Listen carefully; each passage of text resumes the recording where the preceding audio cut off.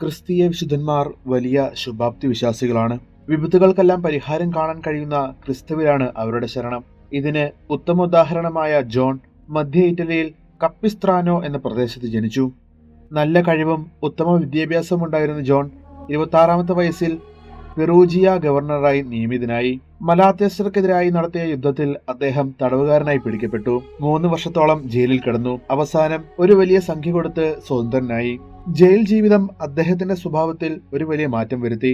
വിശുദ്ധ ഫ്രാൻസിസ് അസീസിയെ ഒരു സ്വപ്നത്തിൽ അദ്ദേഹം കണ്ടു. ജയിലിൽ പോകുന്നതിന് മുമ്പ് വിവാഹം കഴിച്ചിരുന്നുവെങ്കിലും ഭാര്യയുമൊത്ത് ഒരുമിച്ച് ജീവിക്കാനിടയായില്ല. അതിനാൽ ജയിൽവാസം കഴിഞ്ഞപ്പോൾ വിവാഹബന്ധം വേർപ്പെടുത്തി. 30-ാമത്തെ വയസ്സിൽ ഫ്രാൻസിസ്കൻ സഭയിൽ ചേർന്ന് വൈദികനായി. മതപരമായി വലിയ അനാസ്ഥ നിലനിന്നിരുന്ന അക്കാലത്ത് ഫാദർ ജോണിന്റെ പ്രസംഗം 20,000 മുതൽ 30,000 വരെ ആളുകളെ ആകർഷിച്ചിരുന്നു. ബ്രേഷ്യയിൽ ഒരിക്കൽ 1,26,000 ആളുകൾ അദ്ദേഹത്തിന്റെ പ്രസംഗത്തിന് വന്നു ചേരുകയുണ്ടായി. ലത്തീനിലാണ് അദ്ദേഹം പ്രസംഗിച്ചിരുന്നത്. ഗ്രീക്ക് സഭയും അർമേനിയൻ സഭയും തമ്മിലുണ്ടായിരുന്ന ഭിന്നിപ്പ് അദ്ദേഹം അവസാനിപ്പിച്ചു. എന്നാൽ ആ യോജിപ്പ് അധികം നീണ്ടു നിന്നില്ല. 4 മാർപ്പാപ്പന്മാർ ഫാദർ ജോണിനെ തങ്ങളുടെ പ്രതിനിധിയായി പാലസ്തീന, പോളണ്ട്, ഫ്രാൻസ്, ഓസ്ട്രിയ, ബൊഹോമിയ മുതലായ സ്ഥലങ്ങളിലേക്ക് അയക്കുകയുണ്ടായി. മിക്ക കാര്യങ്ങളിലും അദ്ദേഹം വിജയം നേടി.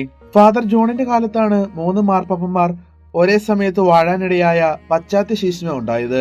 ഒരു വസന്ത കൊണ്ട് 40% വൈദികരും 33% ആത്മാരും അന്തരിക്കുകയുണ്ടായി. എന്നിട്ടും ക്രിസ്തുവിൽ അദ്ദേഹത്തിനുണ്ടായ ശരണത്തിന് കുറവൊന്നുമുണ്ടായില്ല.